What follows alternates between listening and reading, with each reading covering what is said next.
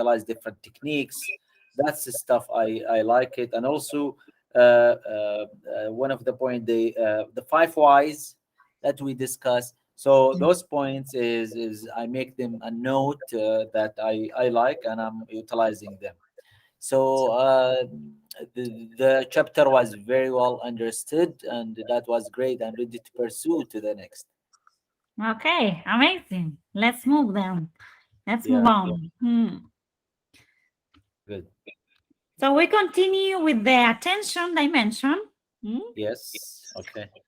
And today we're going to How? see the last skill. Yeah, which is Okay. uh, also very interesting, like all of them, but you know, how to sense risk as a team, which maybe weird, especially in the healthcare system. Sensing risk is something that is critical, right? Uh-huh. Yes. So, what does sense mean to you? What do you think it means? What is again? Sense risk. What Sense. Sense it? risks. Mhm. Sense risk. Is it the? Does this deal with emotional intelligence? Oh Uh, no. If not, oh then yeah, it's not wrong. s- It's not wrong. sense is basically is like the meaning or feeling. Is that the feeling risks, or Mhm. is that meaning of it? So, the reason why I put sense is because you can identify risk just by looking at a paper, right, and seeing a chart going wrong. Mhm. Right. But you can also sense risk by paying attention with all your senses. Like maybe you can smell something wrong, you can hear something wrong, you can touch something that is wrong. Hmm. This is something that we do a lot with when we implement 5S, right? You're trying Yeah. to observe everything that is around you, not only the things that you can see, but maybe again the things that you can smell or the noises.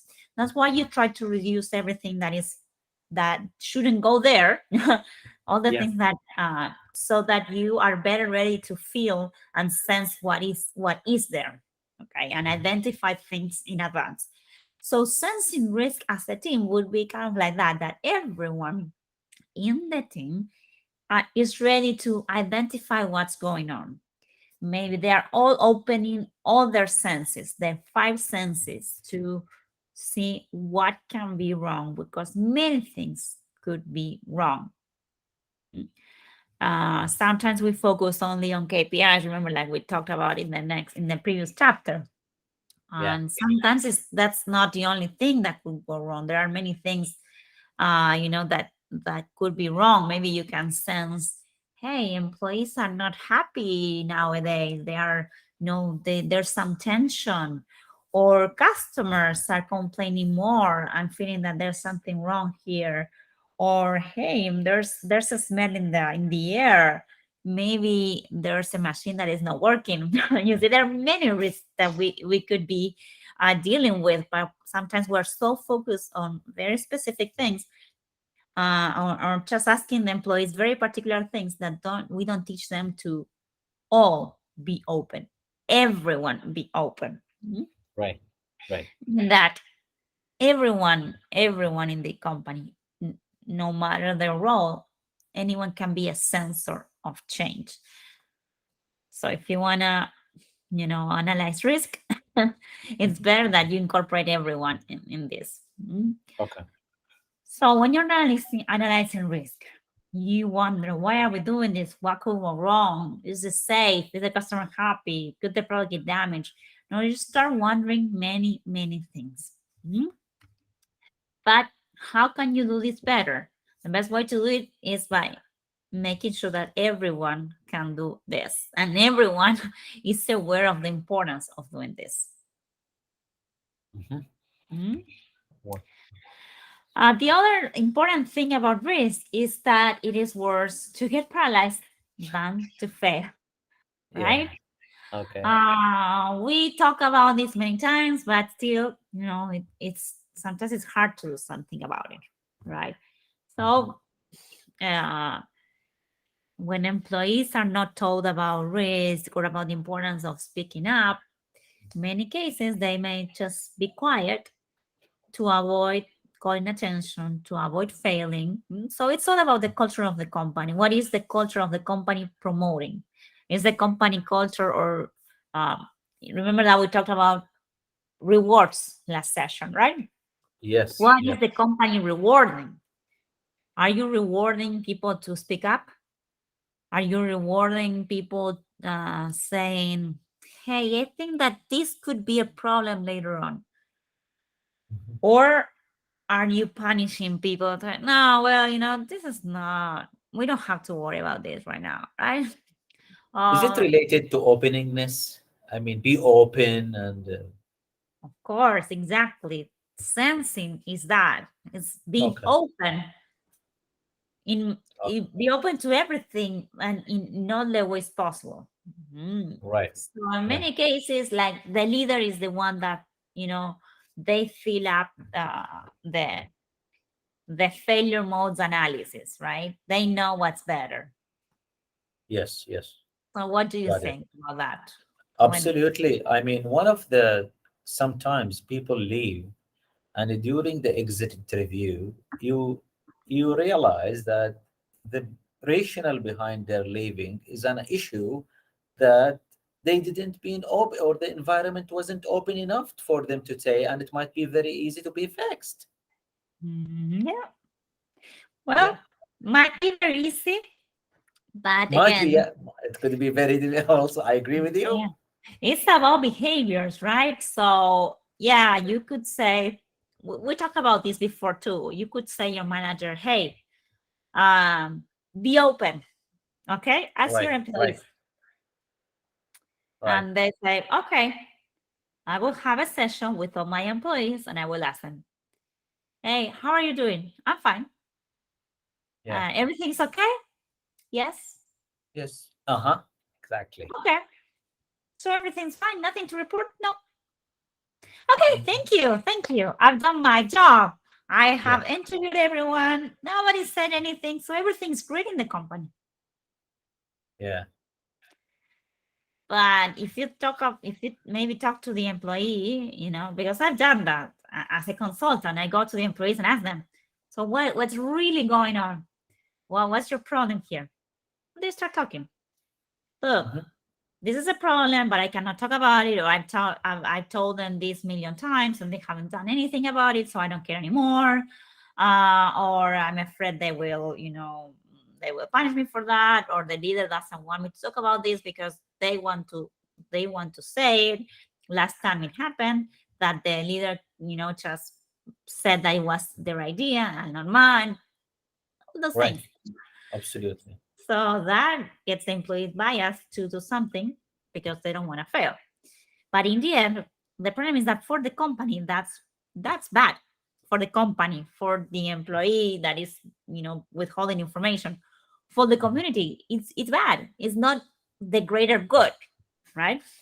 Exactly. No, the protection is temporary, but in the end, that's something that's bad for everyone else.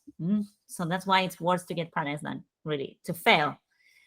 Uh, but again, it's why what does failing mean for the company?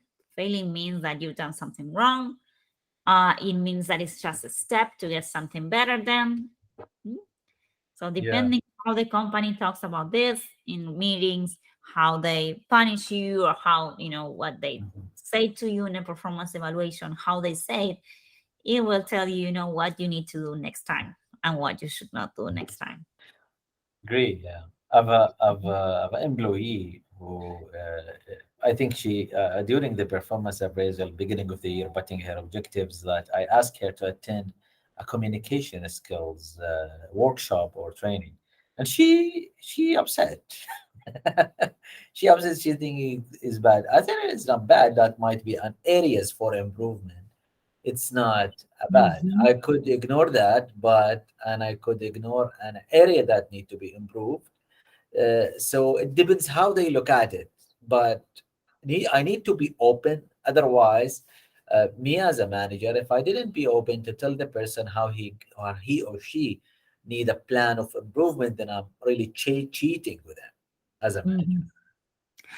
Yeah, that's true. Then, so there are various aspects of that, right? Maybe how you said, maybe you didn't tell her exactly what was wrong or why she could improve that, Right. or why she thought what she was thinking about that. Did you tell her, hey, you got upset? What's wrong? Don't you like this, or you don't agree? Exactly. Sometimes we just feel the frustration, but we don't go deeper and ask what's going on, right? Sometimes Absolutely. they get upset, Absolutely.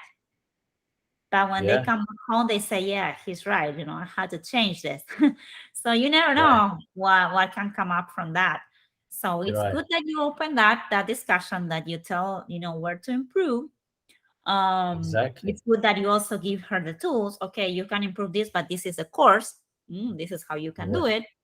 Um, and again, that's why before we're talking about coaching, right? Coaching sessions, because sometimes the employees, there are things that they cannot be open to you, but they cannot be open to someone else that is external. Or Absolutely. sometimes they don't even realize that they want to discuss that, or they don't realize that they are angry about that. And maybe in a coaching session you Exactly. can come up with that. Agree. They don't Agree with have a you. relationship with you, right? With you it's Yeah. more like, well, he's my boss, I can't say no. Absolutely. Absolutely. Absolutely. Agree with you. Yeah. Hmm. What else? Okay.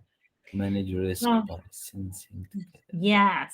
So how you handle the crisis by knowing what you know and sharing what you know, because this is we discussed this in the past, right? So Right. sometimes we know things, but we don't share them, or we don't have the data to show this. So this is important. Then, especially during a crisis, you try to share as much as you can. Mhm. Also, Mhm. share what you don't know and engage team members in finding the solutions together, which this is kind of the sensing, okay, that you have all the senses open. You may be great at and maybe looking at people and seeing how they react at things, but others Yeah. may be better at detecting I don't know, detecting Mhm.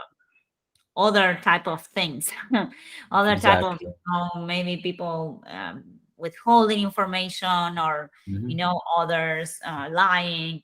So it is important that everyone in every department can be sensors of change, because change can come from everywhere. Again, could come from Absolutely. client. Maybe you realize clients are not coming as often, something's wrong, or you are seeing more people returning issues or returning products, right? Maybe, Right. okay, but, we know people are returning products. Do we have the data? Yes, here's the data. Here we see that we have 30% more returns than yesterday. Hmm. Okay, what you don't know? We don't know why. We don't know what's the problem. Okay, can we analyze the data? Yeah, let's analyze the data together. Okay, great. I am in this region, and in this region, I'm seeing this other data, and I'm also seeing. I just me as an employee, I have detected that they are more frustrated with this part of the product. They don't understand why this change or something. Oh, so they realized that something changed, but design didn't tell us that there was a change. Yes, yes, there was a change. Sorry about not saying that, and we don't know it was so important. Yeah. Or no, it's packaging. Packaging started, packaging the product in a different way. And now, Exactly. the way it's packed, the carton is lighter. So whenever it gets to their house, it's broken already. So that's the problem. It's packaging. It's nothing with the design of the product itself. Right. But you can Exactly. only discover that if you have everyone involved. Even Yeah. if you're Yeah. working remotely, there are no reasons for you to say, no, we don't do that." Right. Right. Right. So what could be in different ways, could be control charts, could be FMEAs, could be brainstormings, could be observations, Mm. could be an analysis that you do through design thinking. Could Um, be whatever, any f- information that you can get. One of the things that you mentioned in the book, probably in the second chapter, which is FOMO phenomena, is this is FOMO, one of FOMO is fear of really missing one out. of the points is annoying a lot of disengaged employees. So that need to be really considered carefully, especially by the superiors, and how they can get people around them, and not feeling this type of particular phenomena. Yes, yes, you brought a very important issue because I'm discussing here that what I'm saying is that you need to engage everyone, right? I'm Yeah, discussing the exactly. solution in sensing. But of course, when you have employees that are not engaged, the first thing that they will start not doing is Yeah. participating. Meaning, Mhm. engage means that. Engage means that you will participate. Disengage means that you don't feel like the company is valuing your collaboration or your point of view. So the first thing that you will do is withdraw. You will not say anything. You will not say, "Hey, I detect this from the customer," because you're disappointed with the company for some reason. Yeah. Mm? So you are losing a lot of inputs. Imagine if you have 60, 70% of the employees disengaged. Nowadays, it's like 79 of the employees globally are disengaged. I can find out in Saudi Arabia because in the US it's a bit lower. It's not that bad, but in globally it's really bad. Mhm. So imagine that at least you have 60, 70% of the people disengaged. They won't be collaborating as much. They won't Okay. be proposing ideas. So imagine how Yes. many less how many less ideas you have to Mhm. work on to solve your Yeah. problems. It's a Exactly. big issue. Big issue. Exactly. Exactly. Mhm. By the way, is I want to share something very simple, and it Yeah. happened to me actually, but I'm okay to say it. Mm. Once I join a new organization, people still they don't know they a lot of them they don't know me. So I notice the leadership have a small meeting, and I can see them from the glass. That impacted me was in FOMO, where I feel disengaged. I'm in I'm in a leadership stage positions, but I don't attend those meetings. So, what's going on there? So, and Uh-huh. then later on, I was joining, but at the beginning, I know I'm experiencing this engagement that took me a couple of a month, a few weeks to be engaged at least. Mm-hmm. And what happened to you at that point in time? That was once at the beginning of my join. For like the first month, I felt disengaged, but after the first month and then gradually I get better. So it didn't help you much be part of the company. Well, basically, they I noticed like the CEO attending meeting. Well, all of the offices was like in a glass, so I can't see them. Okay, a Mhm. meeting, and But you can participate. I wasn't invited to those Mm. meetings. So, and especially if I feel like I'm in a level of of the manager's level, so of the senior management level, and then at the beginning is I feel I'm not. I feel like I'm isolated, not really engaged of what's going on. It take a while, okay, to this one. Well, this is one more. This is one thing. Another thing is not regards to me, regarding the people who resigned or left the organization, which is they celebrate people coming in, but they don't farewell or celebrate people going out.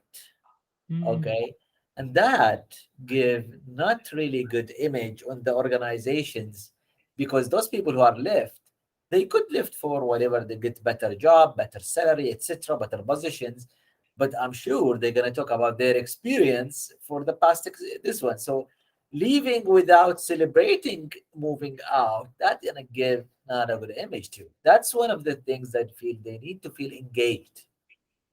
Yes, that's true. If you see, Then the next dimension will be respect. We will talk about the employee experience. And the Yeah. employee experience includes the departing, leaving Yes. the company, Yes. because Exactly. it's very, very important. Like you said, how they live, why they live, what are they gonna say about the company after they leave? Sometimes, I mean, it's like you are judging them. Why is it bad that they are leaving? Well, no, maybe they had another opportunity. If Exactly. we feel that we did everything we could on our side, then good luck for them. The good opportunity. But the problem is that many cases, they feel bad, they feel resentful that the employee leave because Exactly. they know it's part of their fault, probably, or they Exactly. feel guilty for that. So it's shown like, oh, Yeah. like I've seen many companies in the company I used to work for. They would see, oh, we have X percentage of attrition, meaning that the group that was having the most attrition, they were bad or they were having issues, or it's like it's kind of a score for the manager, right? This is your Yes. score.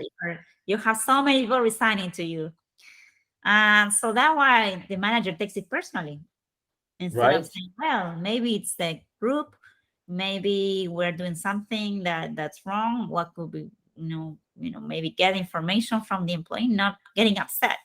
Many people Exactly. get upset when their employees leave the company. It's like Oh, very yeah, yeah. selfish on one It hand, is. and very, not focusing on what can we do better, instead of blaming the Right. employee also for leaving. So you blame them all the time. That's why they leave, and then you blame them also for leaving. Exactly. Amazing. Exactly. Exactly. Exactly. Yeah. Yeah. Yeah. So basically, these agile leaders need to develop the confidence, like just we were saying, to recognize when do something right, when they do something wrong, or when there's something that they don't know and maybe they need help. Right. It's a matter of understanding that everyone is part of the solution, and it's not an option to ask, hey, what do you think? No, just should be part of the day to day. How can we do Exactly. it? Exactly. uh, mhm, Yeah. how can we make this better? How can the company grow? How can we do this in a different way so it's better for everyone? Mhm. Yes. Yeah. Agree with you. Yeah. So one of the tools, and I won't go in detail again, just like the design thinking. If you want to go in detail some of the tools, we can do a separate class for that, because Yes. this whole course of the book could be many years, because Ah. there's so Yeah. much information, right? So FMEA is it's a very good tool. That there's a whole day class on FMEA, right? How to use it, because basically FMEA is a failure mode effect analysis. Have you ever used it? No, I haven't. Haven't. So what FMEA does, and this is very, very very much used in manufacturing and in especially in the automobile industry. It's Uh-huh. actually part of the automobile industry have kind of an ISO 9001, but it's specific for them. Mm. And it encourages, and not encourages, it's like part of their system to have an FMEA. Because an FME, basically what it does is try to uh, ask the employees to imagine what are the potential failure modes. What could go wrong? What is the impact of that? Where it could impact? What's the severity of that? And then do a whole analysis, kind of a big chart of how you can prevent that. Imagine in a car, right? How many things could go wrong? Yeah. Million things. But they need to consider, okay, if we are gonna change this part, what could be the impact? Could make this noise. Is this noise something really bad for the customer, or is something that we can accept, or is something that could bring some death? And this is the same thing when they realize there's, do recalls? What Perfect. root cause? Yeah. Recall. Recall. when Yeah, yeah, yeah, yeah, yeah, well, for yeah. instance, they detect there was something wrong in a production line. There was something wrong in a product, and they have to recall the product. They have to ask the people to get the product back so they can fix it. This happens Right. with cars a lot.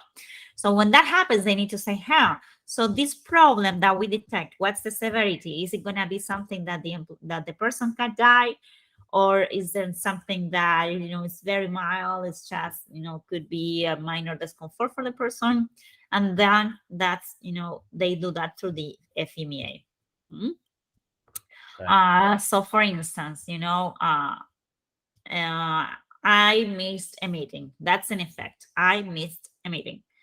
What's the failure mode? Okay, why? Because the alarm clock didn't go off. So how do you think? Like if you have a meeting tomorrow, right? 7 Mhm. a.m. in the morning, and you can't miss it. Yeah. What could happen? Well, it could happen that I don't wake up. Okay. So how can you prevent it? I can put the alarm clock. What if the alarm clock doesn't go off? Is it bad? Yeah, because I won't get up. Okay. So can I have different options? Can I have different alarms setting on? Can I make sure that this is not connected to the electricity? Trying to Yeah. figure out all the different ways that could happen. What happens if I cannot have my breakfast? Am I gonna feel bad? I'm gonna feel, some people can, go to a meeting without breakfast, some others can't. So you should have the milk, you should have the bread, So you Yes. think about all the things that you really need for that to happen, and what could go wrong, and how can you prevent it. So there are some Exactly. steps. Of course, there are many ways to do this, Yeah. but the one I recommend is first define the process, the process that you're analyzing, right? For instance, waking Yeah. up in the morning. Okay, define the entire process, then review all the steps when you wake up and you go to the meeting. Are you going by car? Are you going by bus? Are you just taking it on Zoom? Do you need electricity? All the steps. Describe all the functions of each step in detail. What do you do in each step so that you can identify, yeah, I need to have breakfast, and this is how I have breakfast, and this is what could go wrong. Well, the milk could spill. What if the milk spill? Do I have extra milk? Or do I have something else that I could use instead? If I use something else, how could that impact me? Would I be less awake during the meeting? Would I be more awake? Would I be too awake? Yeah. Yeah. Yeah. So you Yeah. Yeah. identify all the failure effects, all the modes, and all the causes for that. So why is it that I, don't have milk? Well, because you need to Yes. buy it, or what could Yes. happen. Then define Exactly. how to prevent each of all these things. Sometimes the list is so big that you need to prioritize, right? Yeah. Okay, these are really bad. We cannot let this happen. These are mild, so this could be okay. Maybe we can analyze them with more time. Tomorrow it's the meeting, so I don't have time to analyze everything. But these need to be covered for sure. I need to Exactly. make sure that you think about everything else, but then my kids wake up at 7 a.m. and then my meeting is over. Okay, so that could be something else. How you make sure that the kids are awake, or how you make sure that the kids, Right. maybe you go Right. somewhere else to work, so that Exactly. no matter if they wake up, you will have no noise. You use your headsets. You try to analyze all that, and what if they don't Yeah. wake up, it's great. But if they do wake up, again, my meeting is over and that can't happen. So prioritize Exactly. what is really Exactly. important for you. And then document the lessons learned. Because Hmm. what's gonna happen is that the FMEA, just like every document that we discussed so far, is a living document. Mm. Right. So you're gonna have a list very similar to this, where you analyze all the failure modes, the effects, what you can do differently. But then sometimes, something happened and you realize, hey, we don't consider this, or this happened in a different way.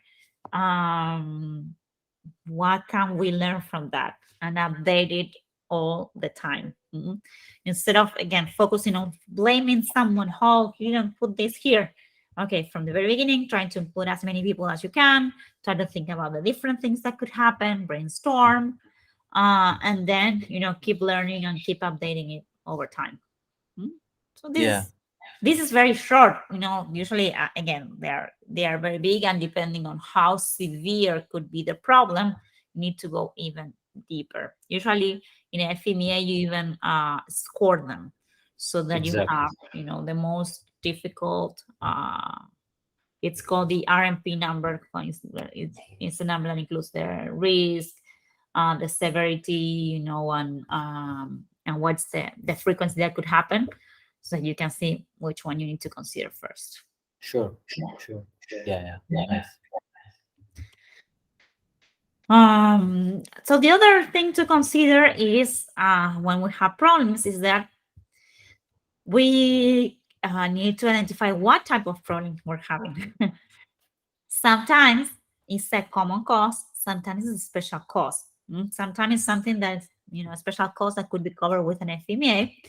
Sometimes it has to do with common causes, like, for instance, employee disengagement, right? This happened because the employee really was not, the brainstorming for this FMEA was awful. They just offered three options because they were not engaged. So, that could be a common cause. Hmm? So how do you identify this? So what happened is that you know common causes are problems. Oh, hold on. Okay. Common causes are things that, for instance, um, is happens very often. Hmm? Um, You let's mean say, generic one, yeah, let's say again, you are seeing that one employee is resigning in a group, right? Just one. Um, one every month. Okay, maybe that's fine. Now, if you're seeing that you have many employees resigning every day, a lot of uh, and it's more than for the rest of the organizations, then you find out, is this a special cause? Is this just a problem with one employee that the employee just wanted to, leave to another company and do a better career? Or there's something with the manager, or something with the group, or something with the company? Mm? So right? that's kind of one you always need to find out. Why? Because special problems, special causes, you can tackle them one by one. Okay, you analyze what happened there, and you see if you need to adjust the system or not. Usually a special cause is not connected to the system, so you just, well, I can't just talk to an employee, to this employee, and figure out, Yeah, uh, what can we do. But there's not much you can do, in general, to fix. You just need to fix that special instance. um like like I don't know, a failure in a product that was only one because at a specific time, I don't know, the electricity went out, and that something happened there. But yeah, whenever you have a common cause, you will keep having the problem if you don't fix the big issue. It's just like, again, you are seeing employees are disengaged, they are not participating. Okay, you can start firing them. You fire this one, you fire the other one, you fire the other one, and then you realize you have no more employees because that was not a special cost but a common cost, something that was not connected to the employee itself but to something in the company that was not promoting them to speak up, for instance. You see the difference? yes, yes, absolutely.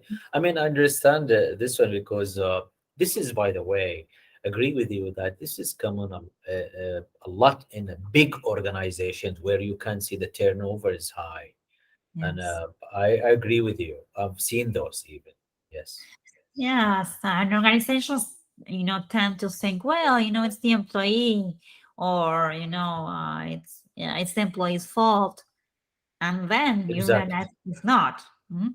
But that's why Exactly. trying to identify what type of problem it really is will help you, find that cause. So that's why we use charts. I thought I had it here. I don't know why it's not showing. Yeah. Maybe it's hidden because I used to have them. Let me see. Yeah, for some reason it's not showing it. I'm seeing here, Yeah. but it's not showing it. Let me see again. Why is not showing? Uh, oh, there you are. I don't know why before it didn't show it. Maybe Oh, I went over it so fast. No, no, no. So this is a chart that you can use to identify common causes versus special causes if you have a run chart. Sometimes we don't. But in many cases, you can have charts to identify how many employees are resigning every month, right? You see one month is one, the other month, is three, four. This is here is the average. Maybe the average is three, right? Sometimes you have one, three, four. But if one month you have 10, hey, something happened here. Maybe a new company came to town, or maybe, there was a problem with a specific manager. We need to find out what happened that day.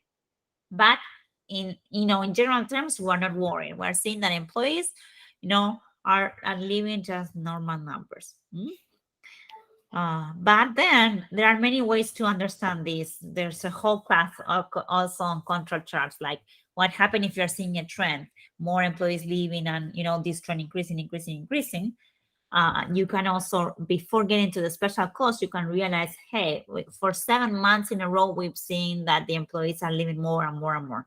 There's something wrong here, because usually this should be like this, going up and down, going up and down. Um, so yeah. basically, control charts are a very good way to help you and employees identify when something's wrong. So sometimes you don't even need to wait for the special cost to happen. By them seeing and understanding the control charts basically means the frequency of an event happening, right? Mm. And how many times it happens. Um, you can see, maybe I'm detecting a problem before it goes worse.